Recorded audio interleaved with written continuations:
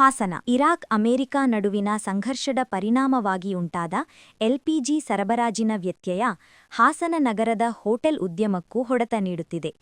ವಾಣಿಜ್ಯ ಬಳಕೆಗಾಗಿ ಅಗತ್ಯವಿರುವ ಗ್ಯಾಸ್ ಸಿಲಿಂಡರ್ಗಳು ಲಭ್ಯವಾಗದ ಕಾರಣದಿಂದಾಗಿ ನಗರದಲ್ಲಿನ ಕೆಲವು ಹೋಟೆಲ್ಗಳು ತಾತ್ಕಾಲಿಕವಾಗಿ ಬಾಗಿಲು ಮುಚ್ಚುವ ಪರಿಸ್ಥಿತಿ ಎದುರಿಸಿವೆ.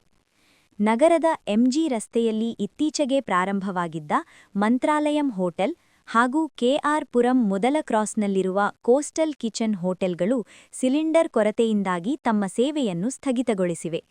ಹೋಟೆಲ್ಗಳ ಮುಂಭಾಗದಲ್ಲಿ ವಾಣಿಜ್ಯ ಎಲ್ಪಿಜಿ ಸಿಲಿಂಡರ್ ಲಭ್ಯವಾಗುವವರೆಗೆ ಹೋಟೆಲ್ ತೆರೆಯುವುದಿಲ್ಲ ಎಂಬ ಸೂಚನಾ ಪತ್ರವನ್ನು ಅಂಟಿಸಲಾಗಿದೆ.